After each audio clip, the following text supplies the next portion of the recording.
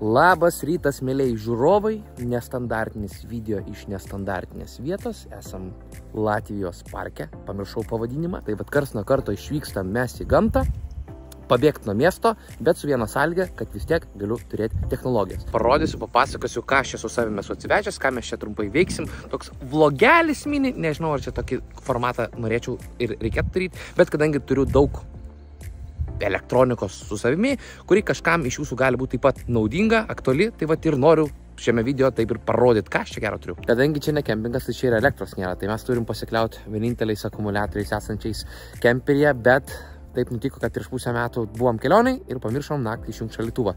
Tai ryte mes nebeužsikūrėm. Kad daugiau tai nepasikartotų, privalėjau ieškoti sprendimo, radau bateriją, su kuria galiu prikurti ir numirusią kumą. Yra čia krokodilai. Tai net ir vairuotojams, kurie turi dizelinius automobilius, ypač žiemą, šitas daiktas galėtų būti labai vertingas. Kadangi dirbu vis tiek nuotoliniu būdu čia, todėl man reikia nešiojamo kompo, bet savo gaminginio jokių būdų negaliu vežtis, nes jis man nudvėsta net ir dirbant po 3-4 valandų, kas yra labai greitai. Tai tam mes turim kitokius laptopus ir pagaliau suprantu, kam yra iš tikrųjų reikalingas nešiojamas kompiuteris, kuris laiko ilgai. Tai rūtas yra MacBookas, aš naudoju Surface Go 3 modeliuką laptopą, tai tikrai 15 valandų ir šiek tiek daugiau apie 17-18 valandų iš nešiojamo kompiuterių bei įkrovimo, dirbant lengvesnius darbus yra pasaka. Tai kad ir koks bebūčiau stacionarių kompiuterių šalininkas, dėl galios vis tiek paneigti nešiojamo kompiuterio mobilumo naudos, kai tu keliauji ir panašiai, tiesiog negaliu. Tai yra fantastiškas reikalas. Žaidimams naudoju Steam Decką, aišku, ne dienos metu, vakare prieš miegą.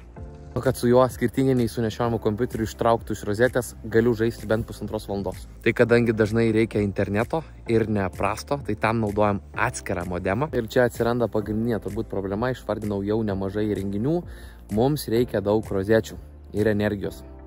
Ką daryti, kai tu jos neturi? Tai ir čia turbūt yra svarbiausias mano daiktas, tai yra EcoFlow nešiojama elektros stotis, kurios dėka, jaučiuosi nepriklausomas vietose, kur nėra elektros. Nepasisekė su orais, mes šiandien vakar pasivaikščiom ir panašiai, bet naktį lyjo, o šiandieną 6 laipsniai, kai tuo tarpu Kaune 20. Žodžiu, važiuojam kitur, nes tau per šalta. Ir po valandos kelio važiavimą mes esam prie Platelių ežero, kur temperatūra net 10 laipsnių didesnė. Tai jeigu prieš tai turėjom būti prisirengę keliais sluoksniais, čia jau gali būti išsirengęs. Išsirengęs svagūnas. Patenkinta? Taip.